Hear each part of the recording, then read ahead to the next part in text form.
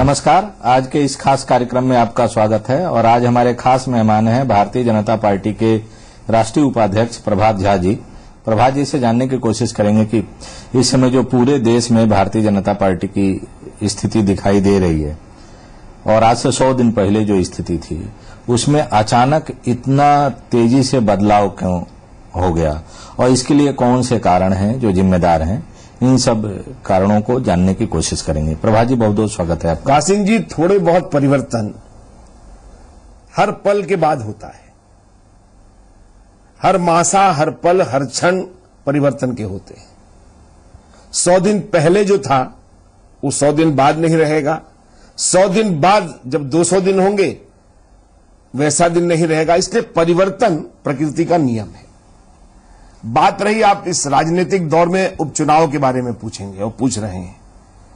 उपचुनाव थोड़ा बहुत एक परीक्षा की तरह होता है। खास करके इन पूरे उपचुनाव में जहां गड़बड़ी दिख रही है वहां पर एक जगह हम सरकार में हैं, जैसे राजस्थान, तो वहां का सवाल जरूर जायज हो सकता है और वहां पर पार्टी की क्या कमी रही उस पर हम लोग विश्लेषण करेंगे। 4 में से 3 सीटें नहीं हारना चाहिए थी क्योंकि सरकार भी थी और काम भी अच्छे हो रहे हैं। यूपी में जरूर लगा कि सपा के प्रत्याशियों पर मुहर कैसे लगाया जनता ने, यह शोध का विषय है। क्योंकि मुझे आज भी कहने में यह गुरेज नहीं है कि वहां पर अराजकता है, वहां पर कानून व्यवस्था नाम की चीज नहीं है। लेकिन यह भी कोई कह दे कि अगर वो 8 सीटें जीत गए तो इसका मतलब सारी व्यवस्थाएं ठीक हैं, तो आप भी जानते हैं जातिवाद, जहरवाद, अन्य चीजें जो होती हैं उन सब चीजों के निकट उत्तर प्रदेश पिछले अनेक वर्षों से है और उसको तोड़ने की कोशिश पिछले लोकसभा चुनाव में हुई थी, जिसके कारण हमको सफलता मिली थी। और वह सफलता फिर से कैसे बिगड़ी है वह भी हम विश्लेषण करेंगे। तो मैंने अगर हम पहले उत्तर प्रदेश के परिणाम को गहराई से अगर उसकी समीक्षा करें तो ये मान लें हम कि जो लोकसभा चुनाव में जिस तरह से आप लोगों ने सांप्रदायिक ध्रुवीकरण या धार्मिक ध्रुवीकरण करके उस जातीय ध्रुवीकरण को तोड़ा था, 100 दिन के अंदर अंदर एक बार फिर सांप्रदायिक ध्रुवीकरण की जो धार थी वो कम हो गई और जातीय ध्रुवीकरण भारी पड़ गया उस पर। नहीं, मैं ये मानकर चलता हूं कि कोई न ध्रुवीकरण उस समय था। देखिए, मुलायम सिंह जी यूपीए के पार्ट थे। चित भी मेरी, पट भी मेरी, सदन में वो करते थे। बसपा भी यह करती थी, सपा भी यही करती थी। जनता ने उनके इस आचरण को संसद में पसंद नहीं किया और वो यूपीए के बहुत प्रमुख फैक्टर थे, दोनों ही दल। और इसलिए बसपा तो साफ हो गई और सपा परिवार तक सिमट गई। अभी भी मैनपुरी में किसी कार्यकर्ता को टिकट नहीं दिया, मुलायम सिंह जी ने अपने पोते को दिया है। उस समय लोग ऊब गए थे यूपीए से, यानी बसपा से भी और सपा से भी। इसलिए परिवर्तन की छटपटाहट थी और विकास की आस और नई किरण नरेंद्र मोदी में दिखी थी। और इसलिए लोगों ने धर्म के आधार पर नहीं, धार्मिक उन्माद के आधार पर नहीं, राम जन्मभूमि के मसले पर नहीं, इन सब मसलों को पूरी तरह बंद कर दिया था। और एक नई शुरुआत थी कि नरेंद्र मोदी आएंगे तो विकास की बात होगी, जो आज चल रही है। लेकिन स्थानीय मुद्दे, स्थानीय प्रत्याशी और बहुत सारी चीजें जो काउंट होती है राज्य के चुनाव में, उसके कारण शायद हम लूज किए हैं। चयन की प्रक्रिया में भी गड़बड़ी रही होगी, प्रचार में भी गड़बड़ी रही होगी और विकास के जो मुद्दे हैं वह हम नहीं ले जा पाए होंगे। हमें यह कहने में कोई गुरेज नहीं है। इसका मतलब जो लोकसभा के चुनाव परिणाम थे उत्तर प्रदेश के, वो किसी व्यक्ति विशेष के नाते नहीं थे। यूपीए सरकार से जो उत्तर प्रदेश में नाराजगी थी, उस नाराजगी का परिणाम था कि जो भी विकल्प के रूप में दिखाई दिया यूपीए के, उसको उत्तर प्रदेश की जनता ने समर्थन दिया। और दूसरा एक और बात इससे निकल के आ रही है कि जो चुनाव प्रचार का तरीका था, जिन मुद्दों को लेकर चुनाव प्रचार में बीजेपी गई थी लोकसभा के चुनाव में, शायद इन बाई इलेक्शंस में उन मुद्दों से हटके वही उन्माद फैला के, वही सांप्रदायिक ध्रुवीकरण करा के बीजेपी को शायद उम्मीद थी कि कामयाबी मिल जाएगी, जो कि नहीं मिली। लोकसभा चुनाव में ये बात तो सत्य है, लेकिन जब जहाज डूब रहा हो और वहां कोई आशा की किरण जगे, नरेंद्र मोदी विकास के नाम पर इस देश में एक आशा की किरण जगाई थी और लोगों ने उन पर मुहर लगाया कि नहीं, हम यूपीए से फेडअप हैं, एक नई दिशा मिली है, उस दिशा और हवा के साथ चलने के लिए लोग तैयार हुए। बात रही आपने इसके धार्मिक उन्माद की बात कही। देखिए, धार्मिक उन्माद मैं यदि थोड़ा बहुत मानता हूं तो यह मानता हूं उसका परसेप्शन होगा लोगों में, लेकिन क्या यह धार्मिक उन्माद है? मजाक में कह दिया या सही कहा इंडियन एक्सप्रेस ने, मुझे पता नहीं। सोनिया जी ने कह दिया 600 दंगे हुए। अब उनको पता ही नहीं है कि 600 दंगे यानी यूपी तो कहर बरपा जाती वहां पर। वहां दंगे क्या होते, 3000 थानों में मुकदमे कायम होते। ऐसे नहीं होते हैं। अगर किसी सलीम नाम के मुस्लिम ने किसी अन्य सोहन नाम के व्यक्ति की गाड़ी से टक्कर मार दी तो इतला दी जाती है होम विभाग में, पुलिस को, कि ये ड्राइवर मुस्लिम है और ये जो मरा है वो हिंदू है। ये ओनली फॉर इंफॉर्मेशन होता है कि कहीं यह बात बहस में आगे न बढ़ जाए, आपसी उन्माद न बढ़ जाए। ये प्रिकॉशनरी होता है, मेजर प्रिकॉशनरी होता है। अगर इसको आप कहते हैं कि ये धार्मिक उन्माद है और ये सांप्रदायिक दंगा है, तो मुझे सोनिया जी की बुद्धि पर और इंडियन एक्सप्रेस में जिसने भी लिखा था उनकी बुद्धि पर तरस आता है। धार्मिक उन्माद है ही नहीं कहीं। अगर कोई किसी हिंदू लड़की के साथ शादी करता है और मुसलमान नहीं हिंदू बनकर करता है, वो कहे ना मैं सलीम हूं, मुझसे प्यार करो, कोई दिक्कत नहीं है। मेरी पार्टी में ही आज शहनवाज जी हैं, उनकी शादी हुई है हिंदू लड़की से। हमारे क्या नाम इनका, मुख्तार अब्बास नकवी हैं, उनकी शादी हुई है हिंदू से। एमजे अकबर साहब हैं, उनकी शादी हुई है। उनको तो हम नहीं कहते लव जिहाद, लेकिन हां, फ्रॉडनेस से, धोखा से, ये चुनावी मुद्दा नहीं है।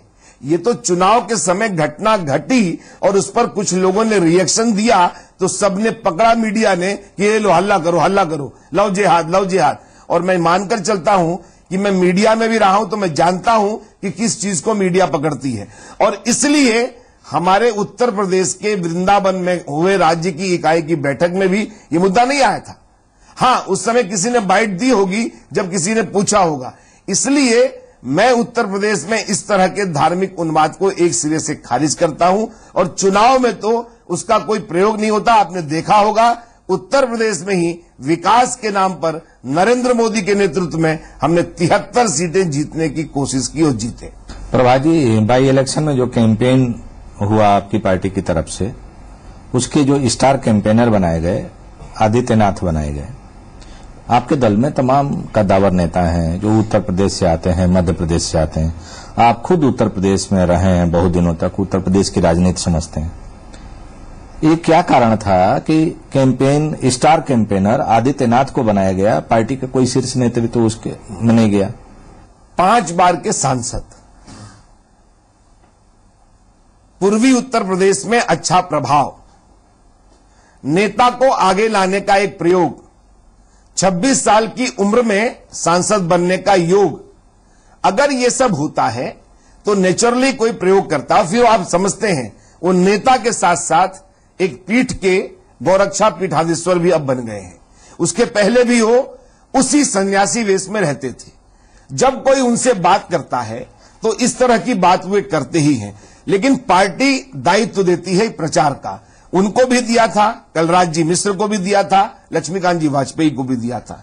बात रही, आप जानते हैं कि राजनाथ सिंह जी हो, अन्य लोग हो, बड़े मिनिस्टर हो गए, इस छोटे चुनाव में उनको उतारने की कोई कोशिश की जाती तो लोग कहते कि देखिए छोटे चुनाव में बड़े नेताओं को। हमने सोचा था, हमारी पार्टी ने सोचा था कि ये सब बातें आपस में सब लोग वहां पर निपट लेंगे, राज्य इकाई मजबूत है, इसलिए वहां पर उनको मौका दिया गया था। लेकिन मैं आपको यहां पर बहुत साफ कह दूं कि मैं साक्षी जी के बात से बहुत इनकार करता हूं। उन्होंने जो कुछ कहा है वह शोभा नहीं देता है, क्योंकि कौन कितने लाख में, कौन, ये तो पूरा शोध का विषय। हां, लव जिहाद में जबरिया किसी मुस्लिम लड़के ने यदि किसी हिंदू लड़के को भगा लिया है और वो मुस्लिम बाद में खुलासा होता है, पहले वो कलावा पहन के, जूड़ा पहन के और बल्ला पहन के और टीका लगा के अगर शादी का प्रलोभन देता है कि मैं सोहन हूं, मैं सलीम नहीं हूं, बताता ही नहीं सलीम का नाम, तो ये धोखा नहीं होना चाहिए। और मुझे लगता है हर भारतीय, चाहे वो मुस्लिम हो चाहे वो हिंदू हो, इसका विरोध करेगा। अगर इसे लव जिहाद कहते हैं तो मुझे तो यही पता नहीं कि लव जिहाद क्या है। प्रभात जी, अभी आप कह रहे थे कि आप साक्षी जी ने जो बयान दिया है अल्पसंख्यक समाज के बारे में या मदरसों के बारे में, उससे अपना इत्तेफाक रखते हैं। लेकिन आपकी ही सरकार में मंत्री हैं मेनका गांधी जी, उन्होंने उनसे भी ज्यादा गंभीर बयान दे दिया है। और उनका तो ये कहना है कि मीट के कारोबार में जो लोग भी हैं, चाहे वो हिंदू समाज के हों या मुस्लिम समाज के हों, उनको वो जो पैसा आ रहा है, जो कमाई हो रही है, उसका जो इस्तेमाल है वो आतंकवाद को बढ़ावा देने में हो रहा है। इसके कुछ प्रमाण मिले हैं और इसलिए मेनका जी, आप जानते हैं कि जीव जंतुओं के बारे में बहुत सजीव और बहुत सजग रहती हैं। अब उसके फंडिंग का, उसमें जो कमाया जाता है पैसा, वो कहां लगता है, वो जांच का विषय है। इस बात को हमारे नरेंद्र मोदी जी ने भी सभाओं में कहा था और निश्चित तौर पर यह हमारे देश के लिए खतरे की निशानी है, इस पर चिंता होनी चाहिए। मैं उनसे सहमत हूं। तो अब तो आपकी सरकार है, तो क्या आपको निश्चित तौर पर उन्होंने कहा इसीलिए है कि इसकी जांच शुरू होनी चाहिए और मुझे जहां तक जानकारी है जांच शुरू भी हो गई है। एक और ट्रेंड देखने को मिल रहा है कि इधर जितने बाई इलेक्शंस हुए हैं केंद्र में सरकार बनने के बाद, चाहे उत्तराखंड का हो, उत्तर प्रदेश का हो, इवन गुजरात में भी कांग्रेस जीत गई, आपके लोग वहां चुनाव हार गए हैं कुछ सीटों पर। क्या आपको नहीं लग रहा है कि धीरे धीरे जो मोदी जी का जो आकर्षक व्यक्तित्व था, या हम कहें कि जो उनके विरोधी हैं वो कह रहे हैं कि उन्होंने सपनों को दिखा के, सपनों के सौदागर के तौर पर उन्होंने कैंपेनिंग किया, और अब जब सत्ता में आए हैं तो सच्चाई जनता के सामने आ गई है, इसलिए बहुत तेजी से उनकी विश्वसनीयता में गिरावट आ रही है। भूटान को क्या दिखाया था, नेपाल को क्या दिखाया था, ब्रिक्स सम्मेलन में पुतिन से लेकर जिनपिंग तक को क्या दिखाया था, आज ही जापान में पिछले दिनों गए, वहां क्या दिखाया था उन्होंने। देखिए, आज ही आपके अहमदाबाद में पहली बार देश में दिल्ली से बंबई को छोड़कर लोग अहमदाबाद जा रहे हैं। सवाल मोदी के मैजिक का नहीं है, मोदी का मैजिक तो आज भी बरकरार है। लोग, कांग्रेस इसी में लगी हुई है, उसे संपट ही नहीं बैठ रहा है कि डीजल के भाव कैसे कम हो रहे हैं और पेट्रोल के भाव 7 रुपए कैसे कम हो गए। करिश्माई चीजें चल रही, महंगाई थोक सूचकांक कैसे कम आ गई, सीधे 3.4% पर आ गई, जो कि 8%, 5% पर थी। अब इन सब चीजों को देखकर कांग्रेस घबराई हुई है। 2-4 चुनाव, यदि हम 9 में से 3 चुनाव हार ही गए तो 6 तो जीते हैं ना। कांग्रेस से दुगुनी सीटों पर आज भी गुजरात में हम हैं। और मान लीजिए थोड़ा थका हारा मान ले कि चलो यार, क्या विरोधियों को समाप्त ही कर दें? क्या मीडिया चाहती है कि विरोध समाप्त हो जाए? 160 सीटें राजस्थान में हैं। अगर 3 सीटें राजस्थान में वो जीत ही गए, और चाहे हमारी गलतियों से जीत गए हो या हमारी थोड़ी बहुत लापरवाही से जीत गए हो, तो क्या उन्हें जीतने का अधिकार नहीं है? क्या विपक्ष कांग्रेस को समाप्त कर दें? 20 सीटों पर सिमट गई, देश में 44 सीटों पर आ गई। इसलिए इसको यह मानना 282 के मायने में अगर आप इन 1-2 चुनावों को तराजू पे रखोगे तो मुझे लगता है ये न्याय नहीं होगा। नहीं, ये कुछ लोग ये कह रहे हैं कि जो जीत का दंभ है लोकसभा के चुनाव का, उससे आपका नेतृत्व अभी उबर नहीं पा रहा है। और शायद यही कारण रहा है, जो कि अभी आपने भी बातचीत के शुरुआत में कहा कि टिकट का बंटवारे से लेके और भी कई तरह की रणनीति होती है चुनाव जीतने में जो काम आती है, उस पर विचार भी किया जाएगा आपके संगठन में। तो ये जो विजय श्री का दंभ था, हमको लग रहा है वो उसका हैंगओवर अभी आपके नेतृत्व के सिर से उतरा नहीं है। और शायद यही कारण है कि स्थानीय स्तर पर कार्यकर्ताओं की भावनाओं का आदर न करते हुए आपके दल के जो एमएलए जो बाद में मेंबर पार्लियामेंट हो गए, जिनकी सीटें खाली हुई, जहां के बाई इलेक्शन हुआ है, उनकी भावनाओं का, उनके रिकमेंडेशंस का आदर न करते हुए जिस मनमाने तरीके से टिकटों का बंटवारा हुआ, ये एक सबसे बड़ा कारण था बाई इलेक्शन में बीजेपी के हारने का, आपको लगता है? देखिए, पहली बात तो दंभ है ही नहीं। विरोध में रहते रहते इतने वर्ष हो गए तो दंभ किस बात का? हम जब थे 1984-85 में, तब भी दंभ नहीं था और तब भी गम में नहीं थे। सतत सेवा करने का स्वभाव बनाकर पार्टी में काम करते हैं। बात रही जनता के प्रति जवाबदेही है और इसलिए जनता ने जो दायित्व दिया उसका निर्वाह करते हैं और विनम्रता से हमने अपनी जीत को स्वीकार किया है। सब एक स्वभाव के होंगे ऐसा नहीं मानता। राज्य इकाइयों की स्वतंत्रता रहती है, उस स्वतंत्रता के आधार पर उन लोगों ने टिकट दिया होगा। लेकिन यहां एक सोचनीय और प्रश्नवाचक चिन्ह लगता है कि जो सांसद थे जैसे डॉक्टर महेश शर्मा, उन्होंने नोएडा में अगर 1.5 लाख से विजय प्राप्त की थी तो 58,000 से अधिक मतों से बिमला बाथम को वहां जिताया है। ऐसे जो सांसद थे उनको अपनी जिम्मेदारी का निर्वाह करना चाहिए। अब आप कहेंगे नरेंद्र मोदी जी भी थे, तो ऐसा नहीं होता है।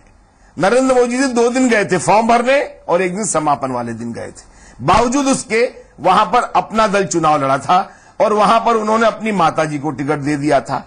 जनता बहुत चीजों को आज पसंद नहीं कर रही है। कांग्रेस में जैसे परिवारवाद था वैसे ही अब परिवारवाद को लोग धीरे धीरे अस्वीकार कर रहे हैं। ऐसा नहीं है कि कांग्रेस का परिवारवाद विरोध के लिए हम विरोध करें और अपने यहां परिवारवाद को जन्म दें। इक्का दुक्का कार्यकर्ता यदि ताकत से बढ़कर आता है, किसी पिता का पुत्र आता है, किसी पिता की बेटी आती है, किसी मां का बेटा आता है, तो हमें विरोध नहीं है। लेकिन ये सब चीजें जनता काउंट करती है। और आपने जो कहा राज्य इकाइयां हो या सांसद जो रहे हैं उनके कहने पर नहीं मिला या राज्य इकाई ने नहीं किया, ये सब बातें विश्लेषण का है, समीक्षा करने का है। हम सब लोग, हमारे जो राज्य इकाइयों के लोग हैं, कल भी लक्ष्मीकांत जी ने कहा कि हम इसको बैठकर देखेंगे और अपने भूल को सुधारने की कोशिश करेंगे। आपको क्या लग रहा है कि उत्तर प्रदेश की अगर हम बात करें या राजस्थान की बात करें तो या वही हाल में हरियाणा में चुनाव होने जा रहा है, वहां पर आपके जो गठबंधन था जिस पार्टी से, वो गठबंधन टूट गया और उसके पीछे का भी कारण यही बताया जा रहा है कि आपकी पार्टी बिग ब्रदर वाली भूमिका में थी और वो किसी भी तरह के अपने जो सहयोगी दल थे उनके किसी प्रस्ताव को, उनकी वाजिब बात को भी मानने के लिए तैयार नहीं थे, इसलिए गठबंधन टूटा। तो अब हरियाणा में आप क्या उम्मीद कर रहे हैं, किस तरह के परिणाम आ सकते? देखिए, हरियाणा में जनता उधार बैठी है हुड्डा जी को हराने में। 10 साल हो गए और 10 साल में उनकी ही पार्टी के तमाम सारे लोग मेरी पार्टी में आए हैं और प्रभावशाली लोग आए हैं, खानदानी कांग्रेसी आए हैं। आखिर ये विचार करने वाली बात है कि खानदानी कांग्रेस चौधरी वीरेंद्र सिंह जी, जिसके पिताजी इंदिरा जी के, नेहरू जी के दोस्त हुआ, आज हमारी पार्टी में क्यों आए? अन्य लोग अनेक क्यों आए? इन लोगों के लोग क्यों आए? और बात रही गठबंधन की, तो गठबंधन को एक भी सीट नहीं मिली थी लोकसभा में। स्वयं उसके अध्यक्ष हजका के हार गए थे। क्या करेंगे उसको आप? और उसके बाद वो अगर ये दादागिरी करें तो राजनीति में जनता की दादागिरी तो बर्दाश्त होती है, नेताओं की दादागिरी से संगठन नहीं चलता है। इसलिए हमारे कार्यकर्ताओं ने तय किया कि आप गठबंधन पर विश्वास में रखिए। जो माहौल है उस माहौल में लग रहा है कि अगर हम अकेले ही लड़ेंगे तो भी इस बार सरकार बना लेंगे। और मुझे खुशी है कि 3 सर्वे 3 चैनलों पर 3 सप्ताह में दिखाया गया है और तीनों सप्ताह में तीनों चैनल पर हुए सर्वे इस बात का खुले रूप से संकेत दे रहे हैं कि आने वाले दिनों में हरियाणा और महाराष्ट्र दोनों में भारतीय जनता पार्टी की सरकार बनेगी। ब्रेक के बाद आपका स्वागत है। प्रभा जी, हम लोग चर्चा कर रहे थे अभी हरियाणा की, उसमें आपने महाराष्ट्र का भी जिक्र कर दिया। महाराष्ट्र में आप ये दोनों राष्ट्रीय पार्टियां, चाहे आपकी पार्टी हो या कांग्रेस हो, वहां के जो सहयोगी दल हैं उनके, हम कहें कि राजनीतिक खरीद फरोख्त की शिकार हैं। वहां एनसीपी से कांग्रेस को परेशानी है, आपको शिवसेना से परेशानी है। ये जो डेडलॉक बना हुआ है, कब तक खत्म होने की उम्मीद है? देखिए, कांग्रेस की बात या उसकी बुराई करना मेरा काम नहीं है, लेकिन एक बात समझ लीजिए कि पृथ्वीराज चौहान के लिए एक भी कांग्रेस का विधायक इस बात के लिए तैयार नहीं है कि मेरे मुख्यमंत्री आओ मेरी सीट से चुनाव लड़ो। कोई कहने को तैयार नहीं है, कोई छोड़ने को तैयार नहीं है। इससे कांग्रेस के आपसी अंदरूनी लड़ाई की कहानी अपने आप पता लगती है। मुझे इससे अधिक कुछ भी नहीं कहना है। हां, हमारे और शिवसेना के संबंध आज से नहीं है, 25 साल से है। जैसे अकाली दल से हैं ऐसे ही शिवसेना से हैं। और हमारी पार्टी का विस्तार भी अपने लेवल पर युक्ति के साथ साथ हुआ है। हम आज से 15 साल पहले सरकार में भी थे तो युक्ति के मनोहर जोशी, ये सब लोग मुख्यमंत्री थे। हमारे उप मुख्यमंत्री गोपीनाथ, स्वर्गीय गोपीनाथ जी मुंडे थे वहां पर। हमारा कोई टूटा नहीं है, ये बातें होती ही हैं। जब टेबल पर बैठेंगे तो रार भी होगा, तकरार भी होगा, लेकिन इनकार नहीं होगा। हमारे उनके संबंध अच्छे ही रहेंगे। हम मिलकर चुनाव लड़ेंगे। जहां तक मेरी बुद्धि कह रही है और मेरा राजनीतिक अनुभव कह रहा है कि यह तकरार भी टेबल पर बातचीत होकर अच्छी तरह से निपट जाएगा। वो कुछ कह रहे हैं, हम कुछ मांग रहे हैं। इसलिए जब गठबंधन है तो गठबंधन के अपने धर्म होते हैं। जिस तरह अटल जी ने गठबंधन धर्म से 5-6 साल सरकार चलाई, गठबंधन के धर्मों का उन्हें भी पालन करना चाहिए, जो छोटी पार्टियां हैं, जो बड़ी पार्टियां हैं। इसलिए शिवसेना भी समझ रही होगी, भारतीय जनता पार्टी भी समझ रही है। दोनों मिलकर बात करके मुझे लगता है आपस में समझौता 2-4 सीटें कम या 2-4 सीटें अधिक पर हो जाएगा। वहां सबसे बड़ा मुद्दा मुख्यमंत्री की कुर्सी है और शिवसेना चाहती है कि अगर बीजेपी और शिवसेना की साझा सरकार बने भविष्य में तो मुख्यमंत्री की कुर्सी पर शिवसेना का व्यक्ति बैठे। इस पर बीजेपी को ऐतराज क्यों है? पहले भी शिवसेना का व्यक्ति थी। बीजेपी और शिवसेना दोनों के मन में यह बात होगी। अभी हमारी लोकसभा में सीटें बढ़ गई, भाजपा सिर्फ यह कह रही है कि जिसका सीटें ज्यादा आएगी उस पार्टी का मुख्यमंत्री बनेगा। अभी चुनाव तो हुए नहीं है और किसके नेतृत्व में लड़ा जाए यह तय नहीं हुआ है। जब बाळा साहब थे जीवित तब भी कभी किसी के नाम की घोषणा में चुनाव नहीं हुआ। इसलिए यह बात तो उभर कर आती ही नहीं है कि कौन मुख्यमंत्री होगा। यह तो तब होगा ना जब सीटें मिलेंगी, जब चुनाव जीतेंगे। इसलिए इस बात का आज महत्व नहीं। बात रही कहने की तो वे तो कहेंगे ही और हम भी कहेंगे। कहने से क्या होता है, जो तय हो उस पर चलेंगे। प्रभा जी, दिल्ली में पिछले कई हफ्तों से एक अटकलबाजी चल रही है कि बीजेपी सरकार बनाना चाहती है। बीजेपी को इस बात का डर है कि अगर चुनाव हुआ दिल्ली विधानसभा का तो पार्टी को शायद कामयाबी न मिले जितनी कामयाबी की पिछली बार मिली थी लोकसभा के चुनाव में। हमें किस पार्टी से डर? कांग्रेस को हमने हराया। अभी जो आप उभर कर आई थी उस आपकी क्या स्थिति हुई है लोकसभा में? 416 सीटों पर जमानत जब्त। क्या हम उससे डर रहे हैं? सवाल यह है कि इस समय गेंद जो है वो लेफ्टिनेंट गवर्नर के पाले में है और राष्ट्रपति शासन उनके समय से ही लगा हुआ है। उसकी अवधि 1 वर्ष की है। अब वो 1 वर्ष चले या न चले, इस बीच में आप वालों ने सुप्रीम कोर्ट में कूद कर चले गए। सुप्रीम कोर्ट की अपनी एक हैसियत है, कॉन्स्टिट्यूशनल बेंच में यह बात गई हुई है। वह इस बात का डायरेक्शन दे ही नहीं सकते कि चुनाव कराइए। ये उनको भी पता है, लेकिन उन्होंने कैसे स्वीकार किया वो हम विवेक पर उनके छोड़ते हैं। इसलिए लेफ्टिनेंट गवर्नर जो कहेंगे, एक मैं आपको बहुत खुले तौर पे बता दूं, आपके चैनल के माध्यम से, मेरी पार्टी के प्रत्येक कार्यकर्ता चुनाव की तैयारी में लगे हुए हैं। हमने सारे विधायक, सारे सांसद, सारे हमारे मंडल अध्यक्ष, सारे जिला अध्यक्ष, सारे महामंत्री, सबको कहा है अपनी अपनी तैयारी में रखो। जनता जिसके साथ होती है सरकार उसकी बनती है। बात रही लेफ्टिनेंट गवर्नर बुलाएंगे तो विचार करेंगे कि चुनाव में जाना या सरकार बनाना। अब आप कहेंगे अंक नहीं है तो कैसे बन जाएगा?